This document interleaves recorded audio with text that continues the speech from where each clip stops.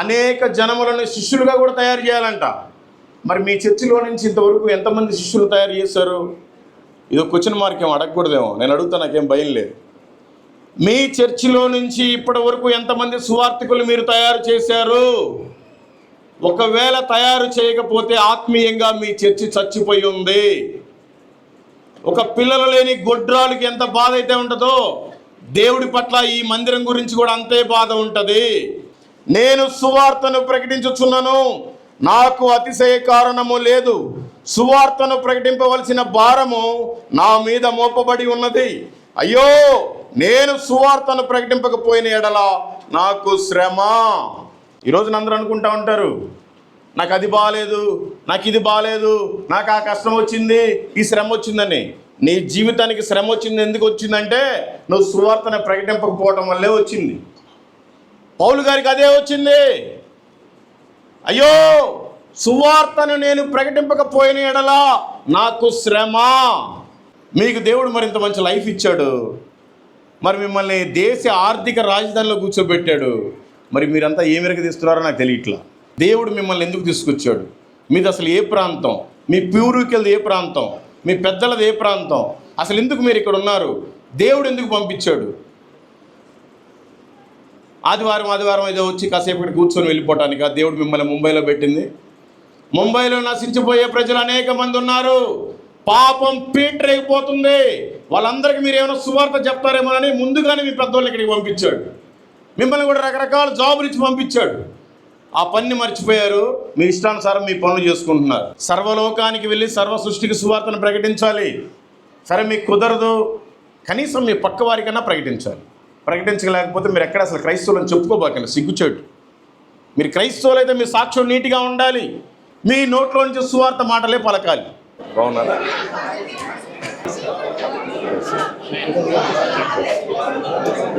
మీ రోజు ఒక కసి చూసినాను. అప్పుడు ఎలా అంటే వచ్చి చెప్పినారు, ఇప్పుడు కూడా అదే కసితో చెప్పారు. ఇప్పుడు అదే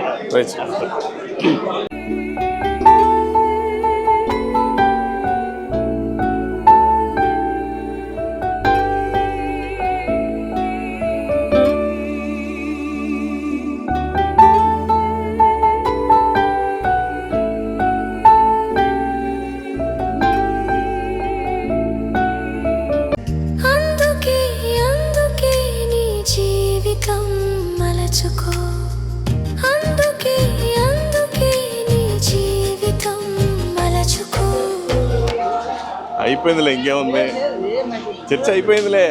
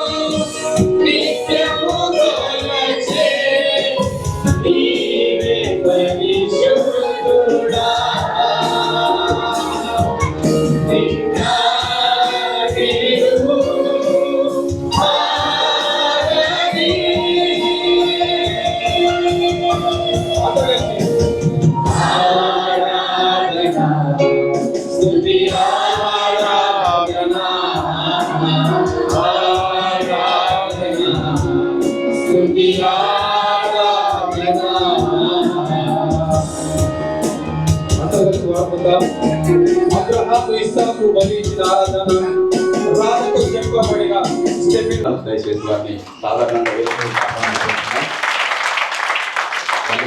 ఒకసారి చూడండి, మీకు రెండు ప్రశ్నలు వేస్తా.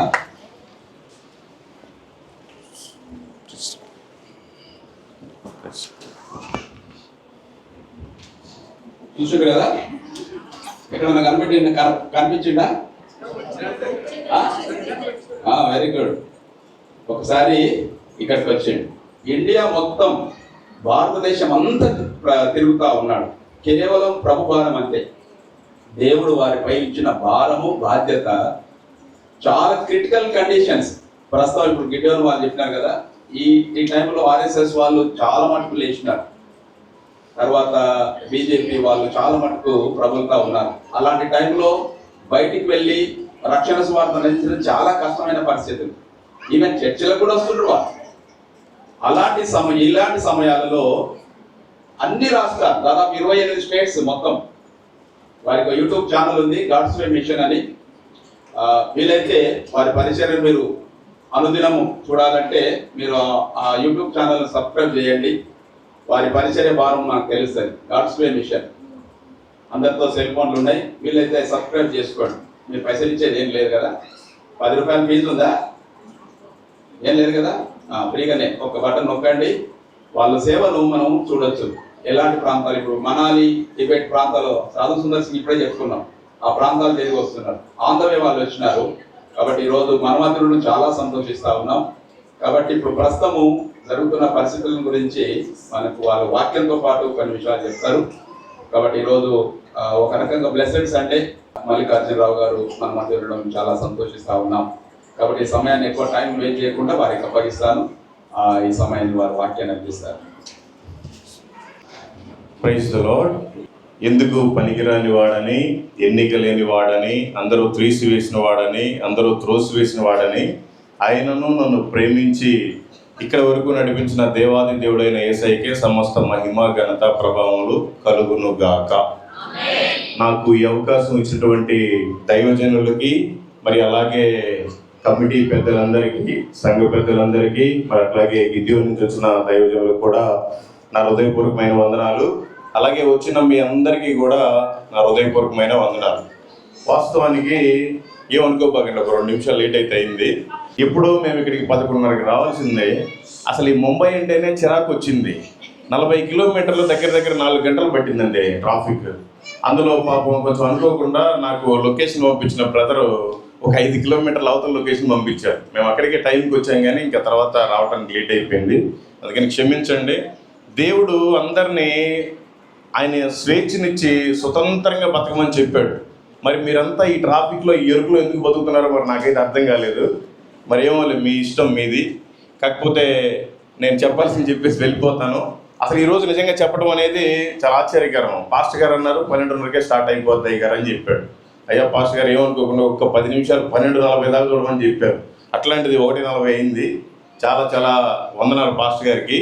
ఏదేమైనా నేను పాస్టర్ని కాదు, జస్ట్ మీలాగే ఒక విశ్వాసని. కాకపోతే సువార్త చేస్తాను కాబట్టి సువార్తికుని అయ్యాను. కాబట్టి రోజు పాస్టర్ గారు చెప్పినంత సంతోషకరమైన బోధ నేను చేయలేకపోవచ్చేమో, కొంచెం అది ఘాటుగా ఉంటుంది.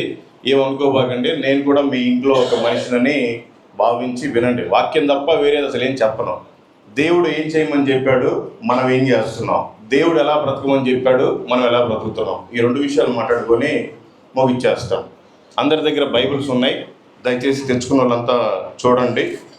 చదివించేంత టైం ఎందుకు, నేనే చదువుతాను. నాకు తెలుగు అయితే వచ్చు. నా సంగతి చెప్పాలంటే మీలో అందరికీ ఆల్మోస్ట్ అందరికీ తెలుసు. నేను ఒక హిందూ కుటుంబంలో జన్మించాను. 4 సార్లు అయ్యప్ప మాల వేసుకున్నాను. 18 సార్లు తిరుపతి గుండు చేసుకున్నాను. అయినా కూడా దేవుడు ఈరోజు మీ ముందు నిలబెట్టాడు. అందుకని 4 మాటలు మాట్లాడేసి వెళ్ళిపోదాం. ముఖ్యంగా బైబిల్లో మనకి యోహాను సువార్త 1వ అధ్యాయము 1వ వచనం నేను చదువుతాను, వినండి.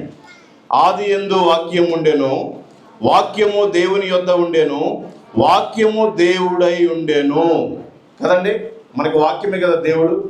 మరి ఈ వాక్యాన్ని నేను ఇప్పటి వరకు పూర్తిగా చదివాను అన్నాను. ఒకసారి చేతులు ఎత్తండి. నేను ఈ వాక్యాన్ని ఇప్పటి వరకు పూర్తిగా చదివాను అన్నవాళ్ళు ఒకసారి చేతులు ఎత్తండి. చాలా తక్కువ మంది ఎత్తారు. దేవునికి స్తోత్రం. ఈ ఎత్తడంలో ఎక్కడ క్రైస్తవులను చెప్పుకోబాకండి, సిగ్గుచేటు. మనకు కాదు, దేవుడికి. మీరంతా క్రైస్తవులని ఎవరు చెప్పారండి? మీ పనులు మీరు చేసుకుంటున్నారు. పుట్టిన దగ్గర నుంచి చచ్చిపోయేదాకా బ్రష్ చేసుకుంటున్నారు, స్నానాలు చేస్తున్నారు, బట్టలు వేసుకుంటున్నారు, మీ పనులు చేసుకుంటున్నారు, తింటున్నారు, అన్నీ అయిపోతున్నాయి. కానీ బైబిల్ మాత్రం ఇప్పటివరకు చదవలేదు. మీలాంటి వాళ్ళ వల్లే నాలాంటి హైందవుడు ఎవడో దేవుడు నమ్ముకోవట్లేదు. మీ చేతిలోనే ఉంటుంది బైబిల్, కానీ మీరు చదవరు. అంటే దేవుడి కంటే ఎక్కువగా మీరు ఈ లోకాన్ని ప్రేమిస్తున్నారు. అందుకే మీ జీవితాల్లో ఇంకా కరువులు, ఇబ్బందులు, ఇరుకులు, అవమానాలు, ఎన్నో కష్టాలు. దయచేసి ఇప్పటి నుంచైనా చదవండి, లేకపోతే కష్టమే. 2వ తిమోతికి రాసిన పత్రిక 3వ అధ్యాయం 4-5 వచనాలు. ద్రోహులు, మూర్ఖులు, గర్వాంధులు దేవుని కంటే సుఖానుభవం ఎక్కువగా ప్రేమించువారు. మీరు ఇప్పటివరకు వాక్యాన్ని చదవలేదంటే మీరంట ద్రోహులంట, మీరంట గర్విష్ఠులంట, మీరు ఇంకా సుఖానుభవాన్ని ఎక్కువగా పొందుకుంటున్నారు, కానీ దేవుని వాక్యంలో ఉండే మధురాన్ని ఇంకా మీరు పొందుకోలేకపోతున్నారు. కాబట్టి దయచేసి ఇప్పటికైనా మారండి, లేకపోతే చాలా కష్టం. పైకి భక్తి గల వారి వలె ఉండి దాని శక్తిని ఆశ్రయించిన వారునై ఉందురు. మీరు వస్తున్నారు మంచిగా, చర్చ్ కంటే ఏదో టైంకి స్నానం చేసుకుని మంచి బట్టలు వేసుకొని వస్తున్నారు, ఇక్కడికి రాగానే మంచి ముసుగేస్తున్నారు, తెచ్చుకునేటప్పుడు మంచి బైబిల్ తెచ్చుకుంటున్నారు, చప్పట్లు కొడుతున్నారు, చిల్లర మారుస్తున్నారు, కానుకేస్తున్నారు, వెళ్ళిపోతున్నారు. ఆ భక్తిలో ఉండే శక్తిని మీరు అనుభవించలేకపోతున్నారు. మీరు ఇలాంటి భక్తి ఎన్ని రోజులు చేసినా వ్యర్థమే. ఇప్పటికైనా పైకి భక్తి కాదు, నీ లోపల భక్తి ఉండాలి, నీ గుండెల్లో వాక్యం ఉండాలి. లేదంటే నువ్వు క్రైస్తవుడు అని చెప్పుకోవడం వ్యర్థమే. ఇది వాస్తవం. వాక్యాన్ని మీరు చదవకపోవటం వల్ల ఏం జరుగుతుంది చూడండి, ఏం జరుగుతుందో. రోమీయులకు రాసిన పత్రిక 13వ అధ్యాయము 13వ వచనం. అల్లరితో కూడిన ఆటపాటలైనను మత్తైనను లేకయు, కామ విలాసములైనను పోకిరి శాస్త్రాలైనను లేకయు, కలహమైనను మత్సరమైనను లేకయు, పగటి యందు నడుచుకున్నట్లు మర్యాదగా నడుచుకొందుము. ఎవరండి మీలో సీరియళ్ళు సినిమాలు చూడని వాళ్ళు? ఎవరున్నారా నేను సినిమాలు సీరియల్ చూడట్లేదు అన్నవాళ్ళు? ఆల్మోస్ట్ క్రైస్తవులే ఎక్కువ. చర్చిలో ఉన్నంతసేపు మంచిగా ఉంటారు మౌనంగా, ఇంటికి వెళ్ళంగానే సిగ్గు లేకుండా సిగరెట్లు తాగే క్రైస్తవులు చాలామంది ఉన్నారు. బుద్ధి లేకుండా మందు తాగే క్రైస్తవులు చాలామంది ఉన్నారు. మధ్యాహ్నం పూట ఒక మాట, సాయంత్రం ఒక మాట. ఈ మెట్లు దిగంగానే అబద్ధాలు స్టార్ట్ చేస్తారు. ఒకరంటే ఒకరికి పడదు. సాతానుగాడు మనలోనే నివాసం చేస్తున్నాడు. వాడిని తరమాలి అంటే దేవుని వాక్యం మన హృదయంలో ఉండాలి. లేని రోజున మన ప్రయాణం నరకమే. ఇది వాస్తవం, తెలుసుకోండి. దేవుడు ఎక్కడ ఉంటాడండి? దేవుడు ఇప్పుడు ఎక్కడున్నాడు? ఆయన ఒకసారి వచ్చాడు, మనం చేసిన పాపాల నిమిత్తం దెబ్బలు తిన్నాడు, ఏడ్చబడ్డాడు, కొట్టించుకున్నాడు, తిట్టించుకున్నాడు, ఉమ్మించుకున్నాడు, నీకోసం ప్రాణమే పెట్టి తిరిగి వెళ్ళిపోయాడు. మరి ఇప్పుడు ఎక్కడున్నాడు? ఎక్కడున్నాడో చూడండి. మత్తయి సువార్త 8వ అధ్యాయం 20వ వచనం. అందుకు యేసు, నక్కలకు బొరియలను ఆకాశ పక్షులకు నివాసములు కలవు గాని మనుష్య కుమారునికి తలవాల్చుకున్నట్టుకైనను స్థలము లేదని అతనితో చెప్పెను. నోటి మాటతోటే భూమిని కలుగు చేశాడు, నోటి మాటతోటే ఆకాశాన్ని కలుగు చేశాడు, నోటి మాటతోటే సమస్తాన్ని కలుగు చేశాడు, కానీ ఆయనకి తలవాల్చుకోవడానికైనాను స్థలం లేదంట. మరి ఆయన ఎక్కడున్నాడు? ఎక్కడున్నాడో ఇప్పుడు చూడండి. 1 కొరింథీయులకు రాసిన పత్రిక 3వ అధ్యాయం 16-17 వచనాలు. మీరు దేవుని ఆలయమై ఉన్నారనియు దేవుని ఆత్మ మీలో నివసించున్నాడనియు మీరు ఎరుగురా? ఎవడైనను దేవుని ఆలయమును పాడు చేసిన ఎడల దేవుడు వానిని పాడు చేయును. దేవుని ఆలయమును పరిశుద్ధమై ఉన్నది, మీరు ఆ ఆలయమై ఉన్నారు. ఆయన మన హృదయంలో ఉన్నాడంట. ఇప్పటి వరకు నువ్వు బైబిలే చదవలేదు, వాక్యమే దేవుడు. మరి నీ హృదయంలో దేవుడు ఉన్నాడా, లేదంటే వేరే దెయ్యం ఏమైనా ఉందా? ఇలా మాట్లాడకూడదేమో. మరి ఇప్పటి వరకు నీ హృదయంలో వాక్యమే లేకపోతే ఎవరున్నారు? ఇప్పుడు సపోజు ఇక్కడ ముంబై అంటే బాగా ఆర్ఎస్ఎస్ బీజేపీ వాళ్ళంతా ఉంటారేమో. ఒకవేళ వచ్చి ఈ చర్చిని కూలగొడతాం అది ఇదని హడావుడి చేస్తే మనం అంతా ఒప్పుకుంటామా? మనం మనుషులు కట్టిన ఇటుకల గోడలు, సిమెంట్ల గోడలు కూలగొడతాం అంటేనే మనం ఒప్పుకోం. మరి ఆయన కట్టుకున్న గుడి నీ హృదయంలోనే ఉంది. నువ్వు ఎన్నిసార్లు పాడు చేస్తున్నావు? నువ్వు ఎన్ని అబద్ధాలు మాట్లాడి ఆయన గుడిని కూలగొడుతున్నావు? ఎన్ని బూతులు మాట్లాడి ఆయన గుడిని కూలగొడుతున్నావు? ఎన్ని సిగరెట్లు తాగి ఆయన గుడిని కూలగొడుతున్నావు? ఎంత మందు తాగి ఆయన గుడిని కూలగొడుతున్నావు? అక్రమ సంబంధాల్లో ఉండి ఇంకా ఎన్నిసార్లు ఆయన గుడిని కూలగొడతావు? ఒకవేళ దేవుడు నిన్నే కూలగొట్టడానికి సిద్ధంగా ఉన్నాడేమో చూసుకో. జాగ్రత్త కలిగి ఉండాలి. మనమంతా క్రైస్తవులం, వేరే వాళ్ళకి మాదిరి కలిగి ఉండాలి. మన ఇంట్లోనే మనకి మాదిరి ఉండదు. భర్త అంటే భార్యకి పడదు, భార్య అంటే భర్తకి పడదు, తల్లి అంటే పిల్లలకు పడదు, పిల్లలు అంటే తండ్రికి పడదు. ఇలాంటి బాధ్యత లేని, ఒక గురి లేని కుటుంబాల్లో మనం నివసిస్తున్నాం. అదే మన హృదయంలో వాక్యం ఉంటే ఎటువంటి ప్రాబ్లం ఉండదు. తిన్న కాడికి తిన్నా, ఉన్న కాడికి ఉన్నా, ఎంత లేమి స్థితిలో ఉన్నా ఆ సంతోషమే వేరు, ఆ సమాధానమే వేరు. కాబట్టి దయచేసి మీరంతా వాక్యాన్ని చదవండి, మీ హృదయంలో భద్రపరచుకోండి. సరే, వాక్యాన్ని అంటే చదవపోయారు, అసలు యేసు ప్రభువుని నమ్మారా మీరు? నేను యేసు ప్రభువుని నమ్మాను అన్నోళ్ళు ఒకసారి చేతులు ఎత్తండి. మీకు అందరికి విచిత్రంగానే ఉంటుంది. ప్రైజ్ గాడ్, మంచిది, అందరు చేతులు ఎత్తారు. యేసు ప్రభువు దేవుడు అని నమ్ముతున్నారు. మీరు నమ్మిన వాళ్ళంతా ఏం చేయాలి? ఒకసారి చదవండి. మార్కు సువార్త 16వ అధ్యాయము 16వ వచనం. నమ్మి బాప్తిసం పొందిన వాడు రక్షింపబడును. నేను బాప్తిసం పొందాను అన్నాడు. ఒకసారి చేతులు ఎత్తండి. సగం మంది ఎత్తారు. మిగతా వాళ్ళు క్రైస్తవులను చెప్పుకోబాకండి. మీ వల్ల కూడా అవమానమే. యేసు ప్రభు నిజమైన దేవుడని నీకు తెలుసు. ఆయనను నమ్మకపోతే నీ ప్రయాణం నరకమని కూడా తెలుసు. అయినా ఇంకా నువ్వు నిర్లక్ష్యం చేస్తున్నావు. నువ్వు ఎన్నిసార్లు యేసు ప్రభు వారికి బల్లెం పుట్టేస్తున్నావు? బాప్తిసం తీసుకోకపోవడం వల్ల నీకు లాభం ఏంటి? బాప్తిసం తీసుకున్న వాళ్ళంతా చాలా సంతోషంగా ఉన్నారు. మరి నువ్వు ఎందుకు ఇంకా బాప్తిసం తీసుకోవట్లేదు? అంటే నీకు తెలిసి కూడా నువ్వు తప్పు చేస్తున్నావు. ఇంకా దొంగతనం చేసే తప్పని తెలుసు, మందు తాగితే తప్పని తెలుసు, వ్యభిచారం చేసే తప్పని తెలుసు, అయినా ఇంకా నువ్వు చేస్తున్నట్టే లెక్క. బాప్తిసం తీసుకోకపోతే నీ ప్రయాణం నరకమని నీకు తెలుసు, మరి ఎందుకు తీసుకోవట్లేదు? దయచేసి తీసుకొని వాళ్ళు మీ పాస్ గారికి చెప్పి అది త్వరగా తీసుకోండి. ఈ రోజే ఒకవేళ నీ చివరి రోజు అయితే నువ్వేం చెప్తావు? నీ ప్రయాణం ఎక్కడికి? అగ్ని ఆరదు, పురుగు చావదు. నీ ప్రయాణం ఎక్కడికి? నువ్వు చనిపోయావు అంటే పరలోకంలో అయినా సరే నీకు చావు లేదు, నరకానికి వెళ్ళినా చావు లేదు. కాబట్టి దయచేసి బాప్తిసం తీసుకుని వాళ్ళు త్వరగా బాప్తిసం తీసుకోండి. బాప్తిసం అంటే ఏం లేదు, మారు మనసు పొందావా లేదా? యేసు ప్రభు నిజమైన దేవుడని నమ్ముతున్నావా లేదా? నీ హృదయంలో విశ్వసిస్తున్నావా లేదా? నీ పాపాలు నోటితో ఒప్పుకున్నావా లేదా? అంతే. వాటర్లో తీసుకెళ్తారు, నీ పాత జీవితం అంతా చచ్చిపోతుంది, క్రొత్తగా నిన్ను లేపుతాడు దేవుడు. అంతే బాప్తిసం అంటే. సరేనయ్యా, తీసుకున్న వాళ్ళంతా త్వరగా తీసుకుంటారు. మరి నేను తీసుకున్నాను, బాప్తిసం తీసుకున్నాను అన్న వాళ్ళు ఒకసారి చేతులు ఎత్తండి. ఇప్పుడు ఏమనుకోకుండా నేను ఇలాగే ఎక్కిస్తాను.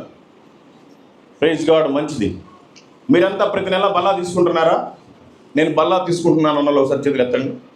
Praise God. మీ గురించి చక్కని వాక్యం దేవుడు ఇక్కడ రాసి పెట్టాడు. 1 కొరింథీయులకు రాసిన పత్రిక 11వ అధ్యాయము 26వ వచనం. మీరు ఈ రొట్టెను తిని ఈ పాత్రలోని త్రాగినప్పుడల్లా ప్రభువు వచ్చు వరకు ఆయన మరణమును ప్రచురించుదురు. అర్థమైందండి? మళ్ళీ ఇంకోసారి చెప్పమంటారా? నేను ఆయన మరణాన్ని ప్రచురిస్తున్నాను అన్నలో ఒకసారి చేతులు ఎత్తండి. Praise God. కొంతమంది ఎత్తారు. మిగతా వాళ్ళు క్రైస్తవులని ఇక్కడ చెప్పుకోబాకండి. ఇది కూడా ఇంకో పెద్ద అవమానం. మీరు ఆయన బల్లలో చేయి వేస్తున్నారంటే ఆయన మరణాన్ని ప్రకటించాలంటే నాలాగన్నీ వదిలేసుకునే తిరగమని కాదు. నువ్వు చేసే పనిలోనే నీ పక్క వారితో సువార్త చెప్పాలి. నువ్వు చేసే వ్యాపారంలోనే వచ్చిన కస్టమర్స్కి చెప్పాలి. నువ్వు చదువుకునే కాలేజీలోనే పక్క వారికి చెప్పాలి. నువ్వు ఏ పనన్నా చెయ్యి. పొద్దున్న నుంచి సాయంత్రం దాకా 3 పూటలు తింటున్నాం కదా, కనీసం 3కైనా రోజుకు సువార్త చెప్పకపోతే మనం ఆత్మీయంగా చచ్చిపోయి ఉన్నాం. వాక్యం ఏమని చెప్తుంది? ఎవరైతే నా రక్తాన్ని త్రాగి నా శరీరాన్ని తింటారో నా గురించి ప్రకటించాలి అని చెప్తుంది. మరి మీరెంత ప్రకటించట్లేదంటే మీ పరిస్థితి ఏంటి? మీరు వస్తున్నారు మంచిగా, మీ దశంభాగాలు ఇస్తున్నారు, మీ కానుకలు ఇస్తున్నారు, పాటలు పాడుతున్నారు, పాస్టర్ గారికి మంచి రెస్పెక్ట్గా మంచి భోజనాలు పెడుతున్నారు, చర్చిలో పరిచర్య అంతా చేస్తున్నారు. మీరు సువార్త ప్రకటించకపోవటం వల్ల మీరు చేసిన ప్రతి పని వ్యర్థమే. నేను చెప్పట్లా, వాక్యం చెప్తున్నాను. అందరూ చదవండి. యాకోబు పత్రిక 2వ అధ్యాయం 10వ వచనం. ఎవడైనను ధర్మశాస్త్రం అంతయు గైకొనియు ఒక్క ఆజ్ఞ విషయంలో తప్పిపోయిన ఎడల ఆజ్ఞలన్నిటి విషయంలో అపరాధి అగును. నువ్వు 9 మంచి పనులు చేసావు కావచ్చు, ఆ ఒక్కటి చేయకపోవడం వల్ల నువ్వు ఇంకా స్టిల్ పాపంలోనే ఉన్నావు. ఇది సత్యం. ఎవరు అంగీకరించకపోయినా నువ్వు ఆజ్ఞను తప్పుకున్నావు. నువ్వు ఎప్పుడైతే సువార్తను ప్రకటిస్తావో అప్పుడే నువ్వు మళ్ళీ లైన్లో ఉన్నట్టు, ట్రాక్లో ఉన్నట్టు. లేదంటే ఇంకా స్టిల్ నువ్వు పాపంలోనే ఉన్నావు. ఇది సత్యం. మీరు అనుకోవచ్చు, ఇదేంటా సువార్థికులు చెప్తారు సువార్త, పాస్టర్లు చెప్తారు, కమిటీ వాళ్ళు చెప్తారు, ముసలోళ్ళు చెప్తారు, మగోళ్ళు చెప్తారు, ఆడవాళ్ళు చెప్తారు, మేమెందుకు చెప్పాలని ప్రతి మనిషి క్వశ్చన్ వేసుకుంటూ ఉంటాడు. ప్రతి మనిషి సువార్త ప్రకటించాలి. ఓన్లీ దైవజనులే కాదు, సువార్థికులే కాదు, సంఘ పెద్దలే కాదు, కమిటీ వాళ్ళే కాదు. ప్రకటించకపోతే నువ్వు ఇంకా స్టిల్ పాపంలోనే ఉన్నావు. నేను చెప్పట్లేదు, వాక్యం చెప్తుంది. అందరూ చదవండి. మొదటి దినవృత్తాంతములు 16వ అధ్యాయం 23వ వచనం. సర్వభూజనులారా యెహోవాను సన్నుతించుడి, అనుదినము ఆయన రక్షణను ప్రకటించుడి. సర్వభూజనులారా అంటే నువ్వు మనిషివేనా కాదా? మనిషివైతే నువ్వు సర్వభూజనుల లిస్టులోనే ఉన్నావు. యెహోవాను సన్నుతించాలంట, ఆయన రక్షణని అనుదినము ప్రకటించాలంట. ఏదో ఆదివారం వచ్చి చప్పట్లు కొట్టడం కాదు, అనుదినము ప్రకటించాలి. ప్రకటించలేని రోజున నువ్వు ఇంకా పాపంలోనే ఉన్నావు అన్న సంగతి మర్చిపోబాకు. ఈ రోజు నైట్ పడుకున్నావంటే తెల్లారేసరికి ఎవరు బ్రతుకుతారో ఎవరు చనిపోతారో ఎవరికి తెలియదు. ఒక రోజు మనకి ప్రభువు ఇచ్చాడంటే మళ్ళీ ఈరోజు సాయంత్రం వరకు నేను ఏం చేయాలి అన్న ఇంకిత జ్ఞానం కలిగి ఉండాలి. మీరంతా క్రైస్తవులు, పుట్టుకతోటే క్రైస్తవులు చాలామంది. మీకేం బైబిల్ కొత్త కాదు, దైవజనులు కొత్త కాదు, మందిరాలు కొత్త కాదు. మరి ఎందుకు మీరు వాక్యాన్ని పాటించలేకపోతున్నారు? ఎవరైనా సువార్త ప్రకటిస్తున్నారంటే ఆల్మోస్ట్ ఒక 4-5 తప్ప అందరూ ఎవరు ఎత్తలేదు. మరి మీరు క్రైస్తవులు ఎలా అవుతారు? దయచేసి ప్రకటించండి. ప్రకటించకపోతే చాలా కష్టం. ప్రకటించకపోతే ఏమవుతుంది? మార్కు సువార్త 9వ అధ్యాయము 48వ వచనం. నువ్వు సువార్త ప్రకటించకపోవడం వలన అనేక మంది నరకానికి వెళ్తున్నారు. నరకమును అగ్ని ఆరదు, పురుగు చావదు. మీకు తెలుసుగా, బైబిల్లో 2 వ్యక్తులు ఉన్నారు. ఒక ధనవంతుడు, ఒక దరిద్రుడైన లాజరు. తినడానికి కూడా సరిగ్గా ఉండేది కాదు. ఆ ధనవంతుడు బల్ల కిందనే కూర్చునేవాడు. వీడేమో మిగిలితే ఆ అన్నం మెతుకులు, రొట్టె ముక్కలు, ఆ ఎముకలు వేస్తాడు తిందాం ఏరుకోనని. పేదరికం కఠినంగా ఉండేది. ఆ కఠినమైన స్థితిలోనే ఆ ఎముకలు ఏరుకొని తింటా ఉండేవాడు, రొట్టె ముక్కలు. అవి ఒళ్ళంతా పుండ్లు, కుక్కలు వచ్చి నాకుతూ ఉండేవి, ఈగలు బట్టి ముసురుతూ ఉండేవి. అయినా చిరాకు పడకుండా దేవుడికి నమ్మకంగా సాక్షిగా ఉన్నాడు ఆయన. ఇద్దరు ఒక రోజున చనిపోయారు. ఎక్కడికి వెళ్ళాడు లాజరు? అబ్రహాము రొమ్ముని కొనుక్కోబడ్డాడు. మరి ధనవంతుడు ఎక్కడికి వెళ్ళాడు? పాతాళానికి వెళ్ళిపోయాడు. తండ్రి అయిన అబ్రహామా, నేను ఇక్కడ యాతన పడలేకపోతున్నాను తండ్రి, ఆ దరిద్రుడైన లాజరుని ఒకసారి పంపించు, ఆ చిట్టికిన వేలైనా ఒకసారి ముంచి నా నాలుగు మీద వేస్తాడేమో, నేను బ్రతుకుతానయ్యా అని వేడుకుంటున్నాడు. కుదరదు. నువ్వు బ్రతికిన రోజులు నీ ఇష్టానుసారం బ్రతికావు, నీ ఇష్టానుసారం సుఖించావు. టయానికి మందిరానికి రావు, మందిరానికి వచ్చిన వాక్యానికి లోబడవు. నీ ఇంట్లో వారితో నీకు సమాధానం లేదు. అందుకని నీ బ్రతుకు అక్కడే. అయ్యా నేనంటే సరేనయ్యా, కాలిపోతున్నాను, నాకు 5 సహోదరులు ఉన్నారయ్యా, వారికన్నా సువార్త చెప్పడానికి ఒకసారి పంపించయ్యా. కుదరదు. నీవు బ్రతికినప్పుడే నీ ఇంట్లో వాళ్ళకి సువార్త చెప్పుకోవాలి, నీ బంధువులకు సువార్త చెప్పుకోవాలి, నీ పక్కన వారికి సువార్త చెప్పుకోవాలి.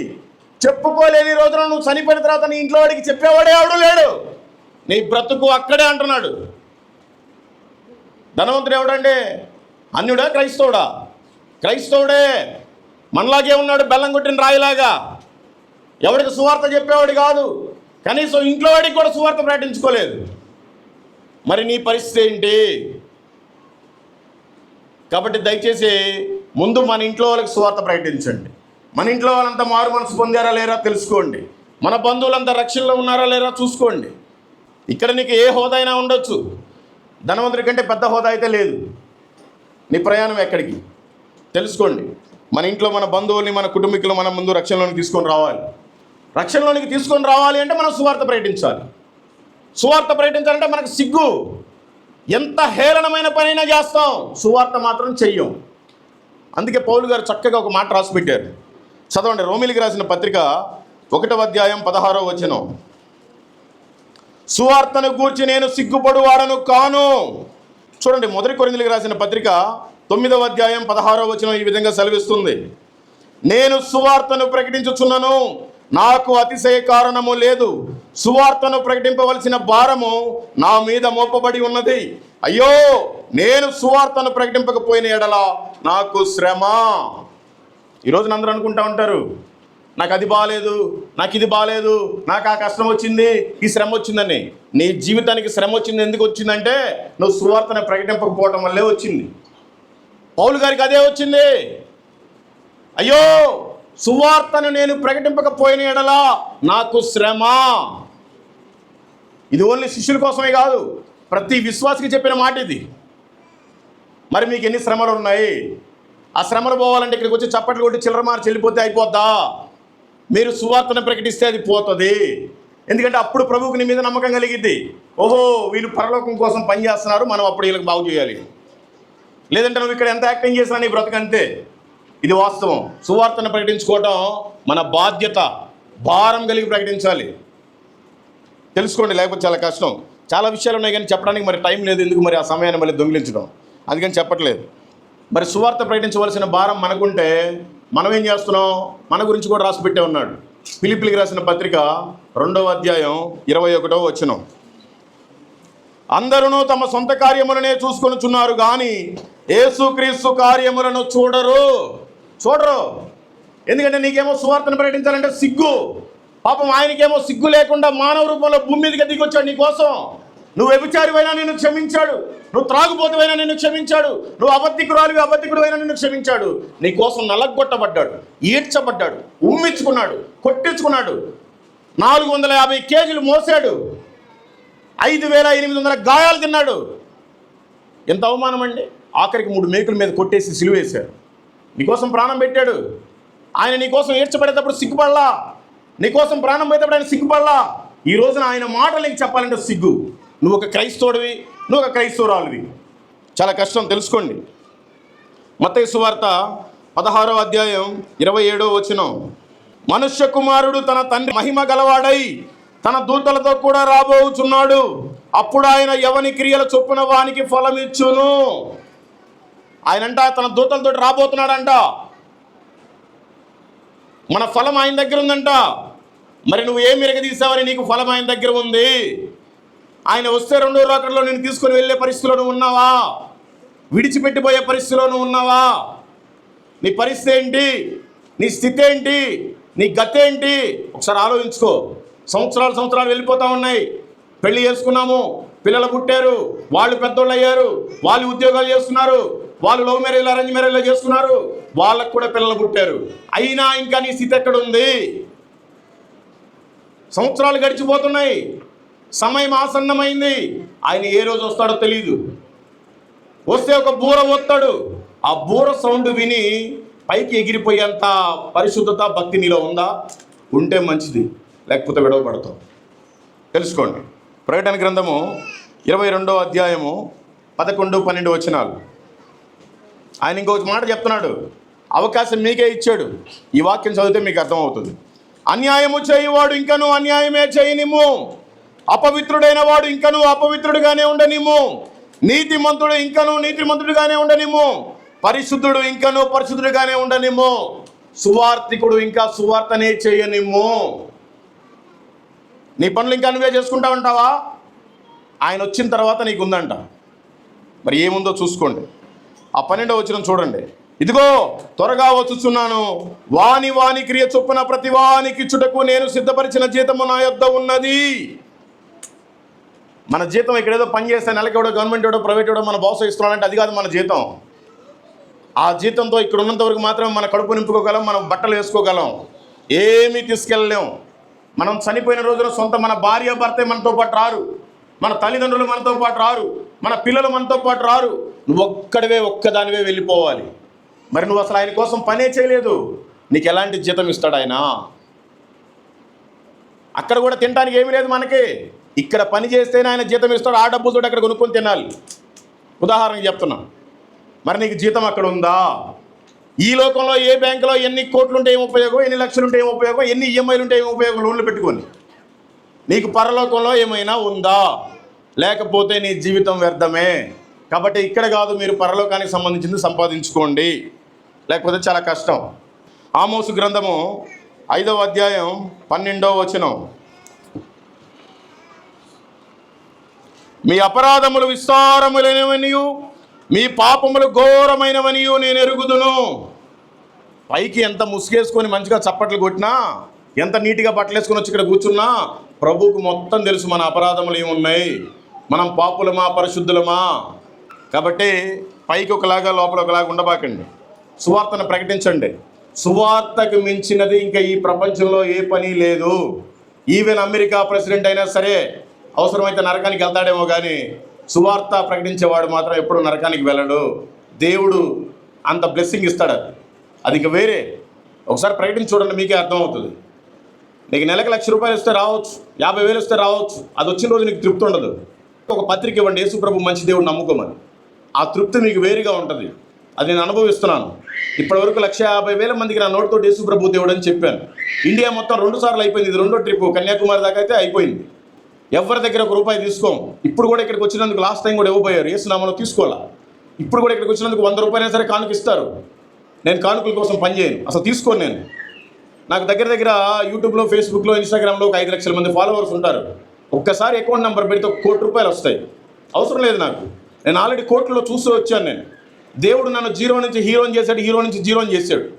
తీరా మొత్తం పడిపోయిన తర్వాత నాకు బుద్ధి వచ్చింది, నేను ప్రభు పని చేయాలి అని. అందుకే నేను ఎవరి దగ్గర డబ్బులు తీసుకోను. అయినా నేనేం పని చేయను, బిజినెస్ చేయను, జాబ్ చేయను. అయినా నా బండి నడుస్తూనే ఉంది. అంటే దేవుడి పని మనం చేస్తే మన పని ఆయన చేస్తాడు. అంటే ఏదో అద్భుతాలు జరుగుతాయి, ఆశ్చర్యకారాలు జరుగుతాయని కాదు. మన ఆత్మకి రక్షణ కావాలి, అనేక ఆత్మల్ని రక్షణలోనికి నడిపించాలి. ఈ గురే మనం పెట్టుకోవాలి. కాబట్టి తెలుసుకోండి మీరంతా. సువార్తను ప్రకటించాలంటే మనం ఏం చేయాలి? మత్తయి సువార్త 22వ అధ్యాయం 39వ వచనం, నిన్ను వలె నీ పొరుగు వారిని ప్రేమింపవలెను. ఎందుకు మనం ఎదుటివారిని ప్రేమించాలి? యూదా పత్రిక 1వ అధ్యాయం 23వ వచనం. కొంచెం త్వరగా వెళ్ళిపోతున్నాను, ఏమనుకోబోగండి, ఎందుకంటే సమయం అయిపోతుంది. యూదా పత్రిక 1వ అధ్యాయం 23వ వచనం ఈ విధంగా సెలవిస్తుంది, అగ్నిలో నుండి లాగినట్టు కొందరిని రక్షించుడి. మరి ఇప్పటి వరకు నేను లాగటానికి 1,50,000 మందికి ప్రయత్నం చేశాను. వాళ్ళలో 80 మంది బాప్తీసం తీసుకున్నారు, 79 మంది. మిగతా వాళ్ళు ఎవరు తీసుకున్నారో తీసుకోలేదో నాకు తెలియదు.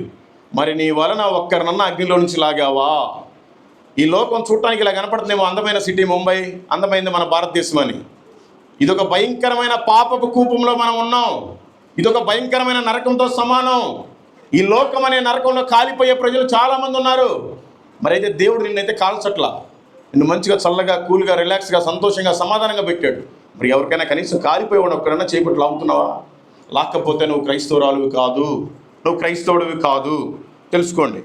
ఎందుకు అగ్నిలో నుంచి మనమే లాగాలి? చాలామంది ఉన్నారుగా. అందుకే వాక్యం చక్కగా సెలవిస్తుంది. మత్తయి సువార్త 9వ అధ్యాయం 37వ వచనం, కోత విస్తారమే కానీ పనివారు కొద్దిగా ఉన్నారు.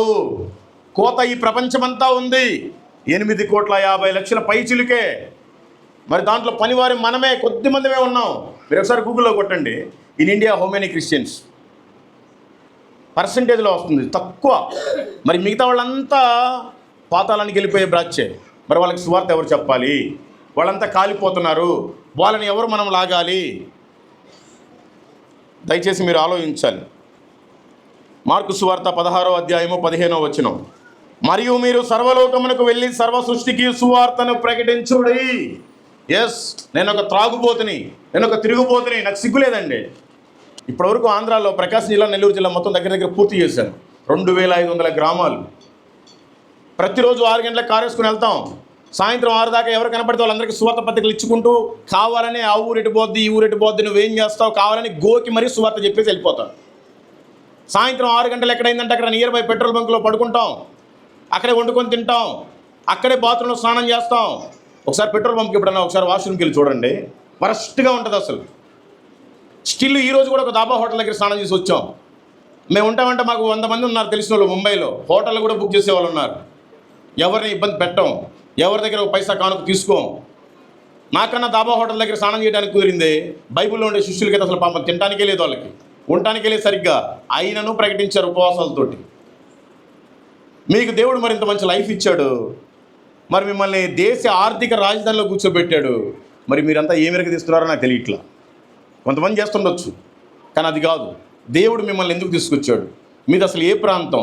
మీ పూర్వీకులది ఏ ప్రాంతం? మీ పెద్దలది ఏ ప్రాంతం? అసలు ఎందుకు మీరు ఇక్కడ ఉన్నారు? దేవుడు ఎందుకు పంపించాడు? ఆదివారం అయితే వచ్చి కాసేపు ఇక్కడ కూర్చొని వెళ్ళిపోవటానికి దేవుడు మిమ్మల్ని ముంబైలో పెట్టింది? ముంబైలో నశించిపోయే ప్రజలు అనేక మంది ఉన్నారు. పాపం పీటరైపోతుంది. వాళ్ళందరికీ మీరు ఏమైనా సువార్త చెప్తారేమోనని ముందుగానే మీ పెద్దవాళ్ళు ఇక్కడికి పంపించాడు. మిమ్మల్ని కూడా రకరకాల జాబులు ఇచ్చి పంపించాడు. ఆ పని మర్చిపోయారు. మీ ఇష్టానుసారం మీ పనులు చేసుకుంటున్నారు. మీ పని చేసుకుంటే ఆశీర్వాదం ఉండదు మీకు, తెలుసుకోండి. లేకపోతే చాలా కష్టం. సర్వలోకానికి వెళ్ళి సర్వ సృష్టికి సువార్తను ప్రకటించాలి. సరే మీకు కుదరదు, కనీసం మీ పక్క వారికన్నా ప్రకటించాలి. ప్రకటించలేకపోతే మీరు ఎక్కడ అసలు క్రైస్తవులను చెప్పుకోబాకండి, సిగ్గుచేటు. మీరు క్రైస్తవులు అయితే మీ సాక్ష్యం నీట్గా ఉండాలి. మీ నోట్లో నుంచి సువార్త మాటలే పలకాలి. ఏదో ఒక మాట పట్టుకుంటుంది. మత్తయి సువార్త 28వ అధ్యాయం 19-20 వచనాలు. సువార్త ప్రకటించడమే కాదు, ప్రభు ఇంకో బాధ్యత కూడా చెప్పాడు. అదేంటో ఒకసారి చూడండి.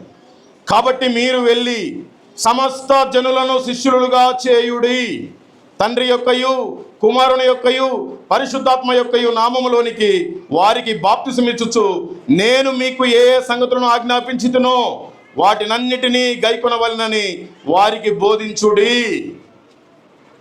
అనేక జనములను శిష్యులుగా కూడా తయారు చేయాలంట. మరి మీ చర్చిలో నుంచి ఇంతవరకు ఎంతమంది శిష్యులు తయారు చేశారు? ఇది క్వశ్చన్ మార్క్ ఏమో, అడగకూడదేమో. నేను అడుగుతా, నాకేం భయం లేదు. మీ చర్చిలో నుంచి ఇప్పటి వరకు ఎంతమంది సువార్థికులు మీరు తయారు చేశారు? ఒకవేళ తయారు చేయకపోతే ఆత్మీయంగా మీ చర్చి చచ్చిపోయి ఉంది. ఒక పిల్లలు లేని గొడ్రాలకి ఎంత బాధ అయితే ఉంటుందో, దేవుడి పట్ల ఈ మందిరం గురించి కూడా అంతే బాధ ఉంటుంది. దేవుడు మీకు అన్నీ ఇచ్చాడు, మీరు శిష్యులను తయారు చేయట్లేదు. సువార్త మేమే ప్రకటిస్తున్నారేమో కొంతమంది, మీ తరపున శిష్యులను తయారు చేయట్లేదు. కాబట్టి ఆత్మీయంగా చచ్చిపోయి ఉన్న సంఘంలో మనం ఉన్నాం. దీన్ని ఎవరు బ్రతికించలేరు, మనమే బ్రతికించుకోవాలి. కాబట్టి తప్పుగా అర్థం చేసుకోబాకండి. పోయిన తర్వాత విమర్శలు కూడా వస్తాయి. ఇది వాక్యం సెలవిస్తుంది, నేను కాదు. సర్వలోకానికి వెళ్ళి సర్వ సృష్టికి సువార్తను ప్రకటించాలి. అనేక జనములను శిష్యులుగా తయారు చేయాలి. చేయలేని రోజున ఆత్మీయంగా చచ్చిన స్థితిలో మనం ఉన్నాం. ఇది వాస్తవం. మార్కు సువార్త 1వ అధ్యాయము 15వ వచనం. కాలము సంపూర్ణమై ఉన్నది, దేవుని రాజ్యము సమీపించి ఉన్నది, మారు మనసు పొంది సువార్త నమ్ముడని చెప్పుచు దేవుని సువార్త ప్రకటించుచు అనేక మంది మన భారతదేశానికి వచ్చెను, కానీ వారిని మనవారే పొడిచి చంపివేసెను. నా బైబిల్లో ఇదే ఉంది. మరి మీ బైబిల్లో ఉందో లేదో నాకు తెలియదు. దగ్గర 1980 సంవత్సరాల క్రితం స్వయాన యేసు ప్రభు వారి శిష్యుడైన తోమా గారు మన భారతదేశానికి కేరళ ప్రాంతానికి వచ్చాడు. పడవేసుకొని వచ్చాడండి. సువార్త ప్రకటించాడు. జైల్లో వేశారు, అయినా మళ్ళీ ప్రకటించారు. 8 మందిరాలు కట్టాడు, 7.5 మందిరం కట్టాడు. 7 ఆఫ్ ఉండగా కేరళ ప్రాంతానికి మద్రాసు ప్రాంతంలో మైలాపూర్ అని ఉంది, అది ఇప్పుడు సిటీలో ఒక పార్ట్. వాళ్ళు వచ్చి మీరు దేవాది దేవుడు శిష్యుడు అంటయా, మాకు తెలీదు దేవుడు ఎవరో, మా ఏరియాలో కూడా మీరు సువార్తను ప్రకటించనని చెప్పి తీసుకెళ్లారు. యేసు ప్రభు వారి శిష్యులకి, యేసు ప్రభు వారికి ఏ అలవాటు అయితే ఉండేదో శిష్యులు కూడా అదే అలవాటు ఉండేది. యేసు ప్రభు వారికి ఏం అలవాటు ఉండేది? పొద్దున్నే లేవగానే కొండకి వెళ్ళి ప్రార్థన చేసుకునేవాడు. తోమా గారు కూడా లేవంగానే వెళ్ళి ఒక కొండ ప్రాంతంలో ప్రార్థన చేసుకుంటా ఉన్నాడు. తమిళ బ్రాహ్మణ్ వచ్చి బల్లెంతో పొడి చంపేశాడు. ఆయన యేసు ప్రభు శిష్యుడు, ఎక్కడి నుంచో వచ్చాడు మన కోసం, మనం పాడైపోకూడదని దేవుని ప్రణాళిక ఇది. ఆయన ద్వారానే ఈ రోజున నువ్వు నేను యేసు ప్రభు దేవుడు అని తెలుసుకున్నావు. లేకపోతే మన దేశంలో అసలు సువార్త లేదు. AD 52లో మందిరం కట్టబడింది. ఆయన 14 సంవత్సరాలు సేవ చేశాడు మన భారతదేశంలో. తర్వాత చనిపోయాడు, ప్రభు కోసం చనిపోయాడు. అక్కడి నుంచి ఒరిస్సా ప్రాంతం వెళ్తే ఆస్ట్రేలియా నుంచి గ్రామ్స్టైన్ అనే అతన్ని పంపించాడు. ఒక ఆడపిల్ల, 2 మగపిల్లలు. ఆయన డాక్టరు. కుష్టి వ్యాధుల కోసం ఒక హాస్పిటల్ స్టార్ట్ చేశాడు. పరిచర్య ఎలా స్టార్ట్ చేయాలి అన్న టైంలో దాని ద్వారా చికిత్స చేస్తా ఆయన సువార్తను ప్రకటిస్తూ ఉన్నాడు. ఒకరోజు ప్రభు దర్శనంలోకి వచ్చి, గ్రామ్స్టైన్స్ నీ పని ఏంటి? ఆస్ట్రేలియా నుంచి ఎందుకు వచ్చావు? నేను నీకేం చెప్పాను? అయ్యా, నేను వీళ్ళందరికీ కట్టులు కట్టి బాగు చేస్తున్నానయ్యా. బాగు చేసేది నేను, నువ్వు వెళ్ళి ఆత్మలకు సువార్త ప్రకటించు. 2 పిల్లల్ని వేసుకొని వెళ్ళాడు. ఆయన ఉండే హాస్పిటల్ ఇల్లేమో బర్రిపడ అనే గ్రామం, మీరు గూగుల్లో కొట్టడం వస్తుంది.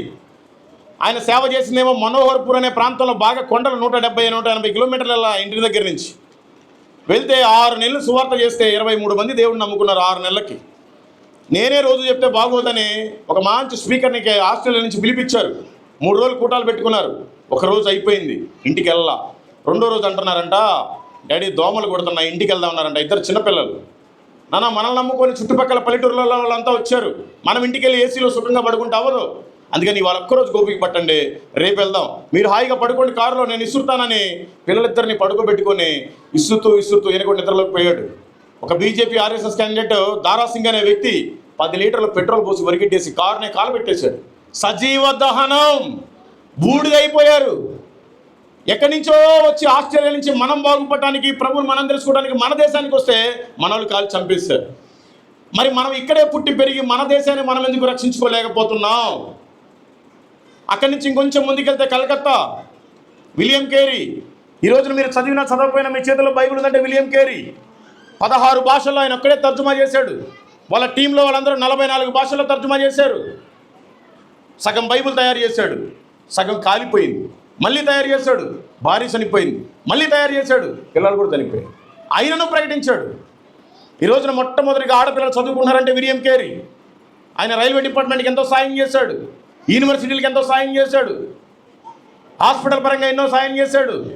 బైబిల్ ఈ రోజున ప్రతి భాషలో ఉందంటే విలియం కేరీ. ఆయన ఎవరో ఇంగ్లాండ్ నుంచి వచ్చాడు ఇక్కడికి. మనం ఇక్కడే ఉన్నాం.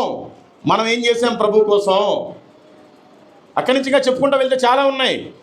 సాధు సుందర్ సింగ్ వాళ్ళ ఇంట్లో కూడా ఉండి వస్తున్నాం. ఇప్పుడు అక్కడి నుంచే వస్తున్నాం. ఇటు 15వ సంవత్సరంన దేవుడు అంటూ ఎవడైనా ఉంటే నాకు ఈ రోజున కనపడాలి అని అనుకుని పడుకున్నాడు మంచం వేసుకుని. ఆయన రూమ్ ఇప్పటికీ ఉంది.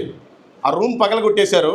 ఏదైతే విండో ఉందో, ఏదైతే ఆ దర్వాజా ఉందో అదే పెట్టించుకున్నారు ఆయన. ఇప్పుడు అక్కడ ఉండేవాడు అని పడుకున్నాడు. అంతకుముందు క్రైస్తవులు అంటే చాలా అసహ్యం. అందరూ కొట్టేవాడు, తిట్టేవాడు. 15 సంవత్సరాలకే నాకు చనిపోదామని ఒకసారి ట్రాక్ దగ్గరికి వెళ్ళాడు, చనిపోదామని ఒక నది దగ్గరికి వెళ్ళాడు. ఆయన చావురాల. దేవుడు అంటూ ఎవడన్నా ఉంటే నాకు ఈరోజు కనపడాలి అని అనుకొని పడుకున్నాడు. కరెక్ట్గా 4:15 అవుతుంది. ఆ కిటికీలో నుంచి ఒక గొప్ప వెలుగు వచ్చింది. సాధు సుందర్ సింగ్ నేనే దేవుణ్ణి అన్నాడు. ఈయనకు భయం వేసి పరిగెత్తాడు బయటికి పరిగెత్తి చూస్తే మొత్తం చీకటి ఉంది, కానీ వెలుగు వచ్చింది. కొద్దిసేపు ఆగిన తర్వాత మళ్ళీ వచ్చి పడుకున్నాడు. మళ్ళీ వచ్చాడు, హలో సాధు సుందర్ సింగ్ నేనే దేవుణ్ణి. మళ్ళీ పరిగెత్తాడంట బయటికి. మళ్ళీ 3వసారి ఒక గోడకి ప్రొజెక్ట్ వేసినట్టుగా ఆయన ఫోటో కనిపించింది, ఒక రూపంలాగా. నేను యేసుక్రీస్తుని, నేనే సత్యము, నేనే జీవము, నేనే మార్గము అని ఆయన ప్రూవ్ చేసుకున్నాడు. అప్పుడు గబగబా ఇంటికి వెళ్ళిపోయి ఇంటికి కింద వాళ్ళ నాన్న పడుకొని ఉంటాడు. ఆయన మిద్దె మీదనే. 130 సంవత్సరాల క్రితం కూడా ఆయన బిల్డింగ్ మీద రూము. కిందకి వెళ్ళిపోయి హాల్లో పడుకుంటే వాళ్ళ నాన్నని లేపి యేసుప్రభే దేవుడు, నేను యేసుప్రభుని నమ్ముతాను అన్నాడు. నిన్నటిదాకా బైబిల్ని గాలబెట్టావు, క్రైస్తవులందరూ కొట్టావు, నీకైనా పిచ్చి పట్టిందా ఏంటి అంటే మళ్ళీ వాళ్ళ నాన్న కూడా దర్శించాడు. ఆయనకి దర్శనం వస్తే కన్యాకుమారి నుంచి, కాశ్మీర్ నుంచి కన్యాకుమారి వరకు 2 సార్లు చెప్పులు లేకుండా పాదయాత్ర చేశాడు సువార్త ప్రకటించుకుంటా. అప్పుడు ఇంకా పత్రికలు కూడా లేవు, నోటి మాటతో చెప్పేవాడు. ఆయన పేరు మార్చుకోవాలా, ఆయన కులాన్ని మార్చుకోవాలా, ఆయన వేషధారణ మార్చుకోవాలా. అదే సాధు వస్త్రధారణలో ఉన్నాడు కాశ్మీర్ నుంచి కన్యాకుమారి దాకా. చివరిగా ఒకసారి ఆ కాశ్మీర్ దాటాక లదాఖ్ దాటాక టిబెట్ అనే ప్లేస్ ఉంటుంది. ఆ టిబెట్ ప్రాంతం ఇప్పుడు చైనాలో కలిసిపోయింది. ఆ టిబెట్ ప్రాంతానికి వెళ్ళి సువార్త ప్రకటించి మళ్ళీ ఆయన తిరిగి ఇంటికి వస్తున్నాడు. ఆయన 40వ ఏట. ఆయన ఎవరైనా చంపేశారా ఎవరికి తెలియదు. ఆయన మనసులో కూరుకుపోయాడా ఎవరికి తెలియదు. ఆయన దేవుడే ఆనోకైలేలాగా తీసుకుని వెళ్ళిపోయాడా ఎవరికి తెలియదు. అలాంటి చరిత్ర సాధు సుందర్ సింగ్. ఆయన ఒక హిందువు, ఆయన ఒక సాధు. మనమంతా క్రైస్తవులం. మనం ఏం చేస్తున్నాం చెప్పాలంటే ఇంకా చాలా సమయం అయిపోతుంది. దయచేసి ఈ లోకం శాశ్వతం కాదు. ఏ రోజు చివరి రోజో తెలియదు. మీరంటూ ప్రభు కోసం ఏమైనా చేయకపోతే మీ ప్రయాణం ఎక్కడికి వెళ్తుందో ఒకసారి ఆలోచించండి. మనం నరకానికి వెళ్ళటానికా ప్రభు నమ్ముకొని బాప్తిసం తీసుకుని ఆయనకి సాక్షిగా బ్రతికేది? పాతాళానికి వెళ్ళిపోవటానికా? మన జీవితం ఎక్కడికి వెళ్ళడానికి మనం అన్ని లోకాశలని చంపుకొని ఉన్నాం? పరలోకానికి వెళ్ళటానికే కదా. మరి పరలోకానికి వెళ్ళాలంటే సువార్తను కూడా ప్రకటించడం ఒక భాగం. మీరు అన్నీ చేస్తున్నారు, సువార్తను ప్రకటించట్లేదు. సువార్తే ప్రకటించకపోతే ఈ మల్లికార్జునరావు అనేవాడు ఎప్పుడో చచ్చిపోయేవాడు. ఎవరో ఒక వ్యక్తి సువార్త చెప్తే నమ్ముకున్నాను నేను నమ్ముకొని ఇప్పుడు అనేక మందికి మాదిరికరంగా ఉన్నాను. నాలాగా చేయాలని చాలామంది తహతహలాడుతూ ఉంటాడు. ఎవరు చేయలేరు. ఎందుకు?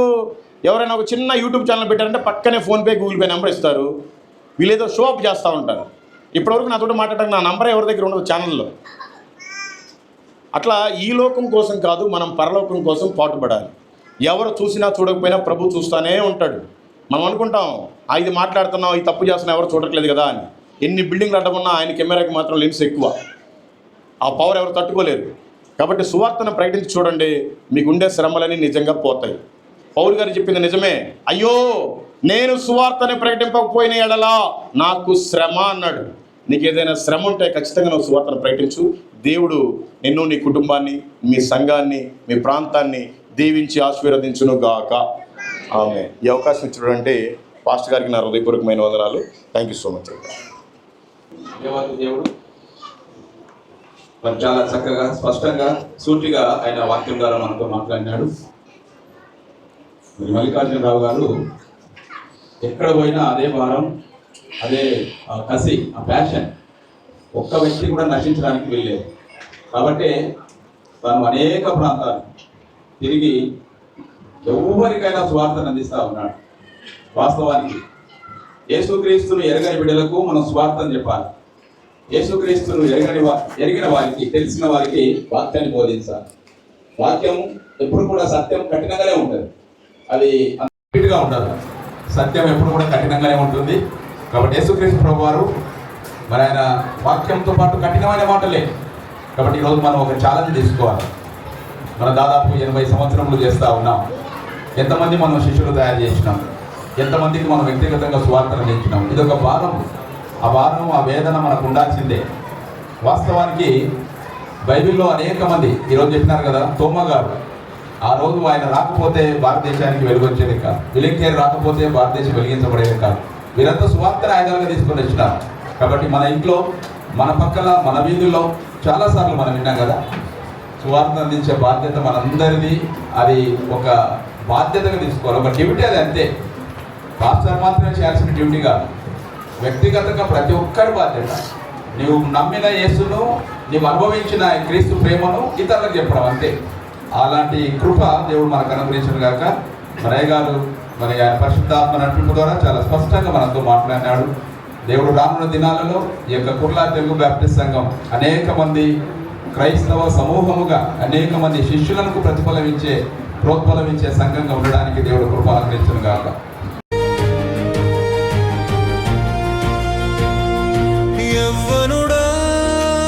యవ్వన కాలమునా యేసుని కృపణిపై ఉన్నదో లేదో పరికించినావా, యోచించినావా? ప్రభు యేసు కాడిని మోయలేవా? పరికించినావా? ప్రభు యేసు కాడిని మోయలేవా? యవ్వన కాలమునా యేసుని కృపణిపై ఉన్నదో లేదో పరికించినావా? యోచించినావా? ప్రభు యేసు కాడిని మోయలేవా? పరికించినావా? ప్రభు యేసు కాడిని మోయలేవా?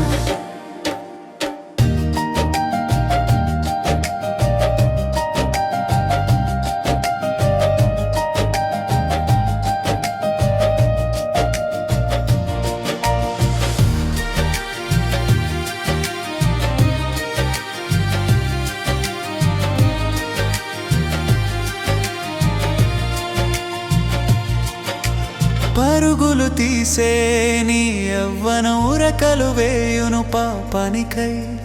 అందుకే నీ జీవితం మలచుకో. అందుకే నీ జీవితం మలచుకో. యవ్వనుడా యవ్వన కాలమునా యేసుని కృపణిపై ఉన్నదో లేదో పరికించినావా? యోచించినావా? ప్రభు యేసు కాడిని మోయలేవా? పరికించినావా? ప్రభు యేసు కాడిని మోయలేవా?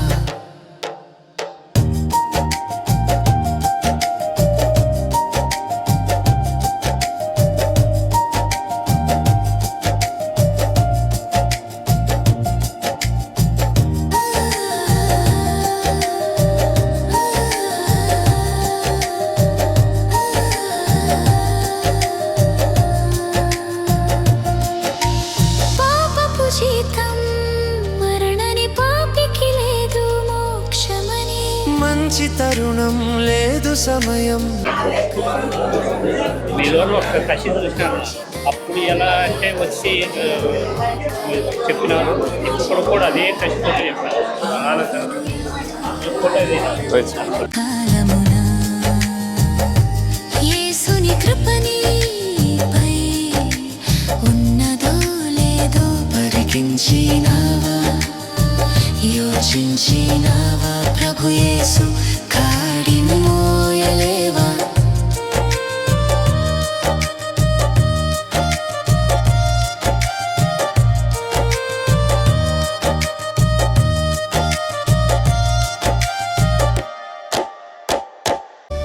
ఆరని ప్రేమ ఇది, ఆర్పజాలని జ్వాల ఇది, అతి శ్రేష్టమైనది, అంతమే లేనిది, అవధులే లేనిది, అక్షయమైన ప్రేమ ఇది, కలువరి ప్రేమ ఇది, క్రీస్తు కలువరి ప్రేమ ఇది.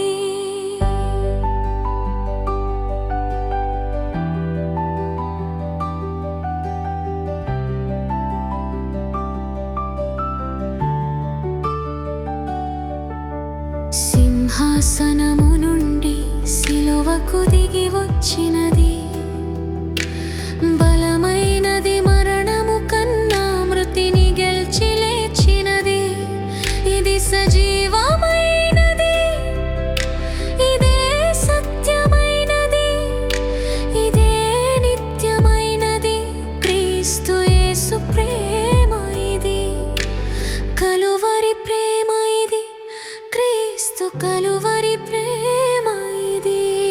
ఆరని ప్రేమ ఇది, ఆర్పజాలని జ్వాల ఇది, అతి శ్రేష్టమైనది, అంతమే లేనిది, అవధులే లేనిది, అక్షయమైన ప్రేమ ఇది, కలువరి ప్రేమ ఇది, క్రీస్తు కలువరి ప్రేమ ఇది.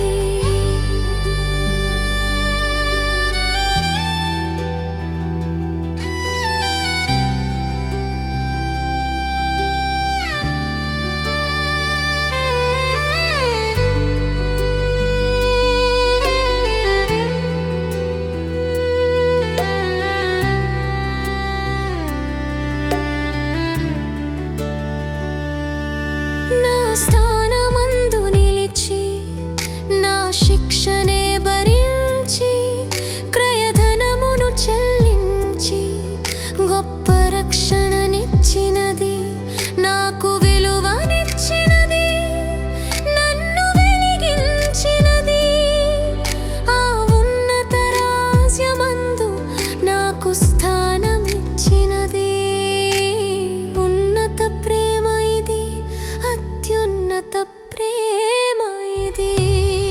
ఆరని ప్రేమ ఇది, ఆర్పజాలని జ్వాల ఇది, అతి శ్రేష్టమైనది, అంతమే లేనిది, అవధులే లేనిది, అక్షయమైన ప్రేమ ఇది, కలువరి ప్రేమ ఇది, క్రీస్తు కలువరి ప్రేమ ఇది.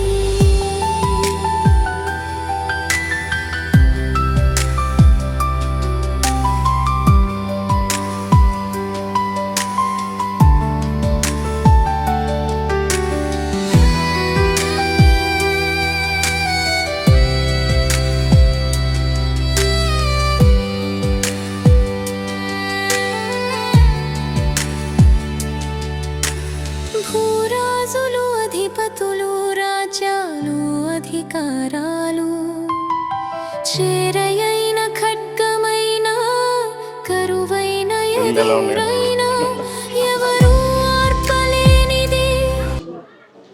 ముంబైలో ఈ విధంగా ఇల్లు ఉంటాయంట, ఎలా బతుకుతున్నారో ఏమో మరి అసలు. ప్రైజ్లాడమ్మా, బాగున్నారా? అమ్మా ప్రైజ్లాడ. ఏంటి చర్చిలో ఉండే వాళ్ళంతా ఇక్కడే ఉన్నారేంటి? అక్కడ ఉన్న వాళ్ళంతా ఇక్కడే కనిపిస్తున్నారు. ఎన్నాళ్ళు ఇక ఎన్నాళ్ళు వేచి ఉందును యేసయ్యా, ఎప్పుడయ్యా నీ సమయము.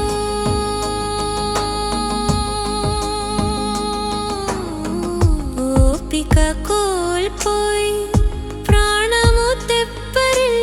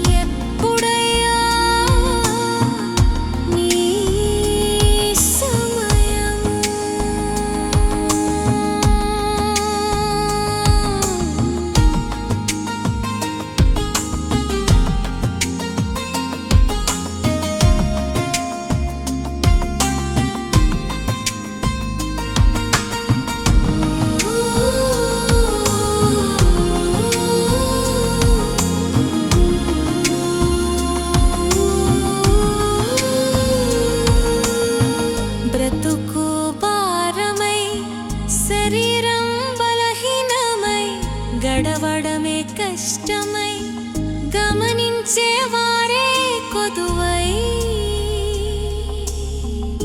కుములుచు ఒంటరినై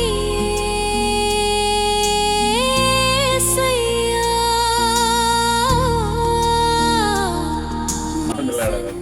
మీరు ఇల్లు పెట్టుకుంటే బాగుండదేమో సార్. ఈయన పెట్టుకుంటే బాగుంటుంది కానీ ఇట్లా మరి ఇది నైట్ టైం డోర్ వేసేస్తారు. ఇది వేసేస్తాం. అసలు ఏముంది సార్ ముంబైలో, మనకేమో గేట్లు ఇట్లుంటాయి, ఇట్లుంటాయి. ఇదేమో ఇట్లుంటాయి. ఇట్లా ఉంటుంది. స్థలం తక్కువ ఉంటే హైట్ ఎక్కువ వస్తాయి.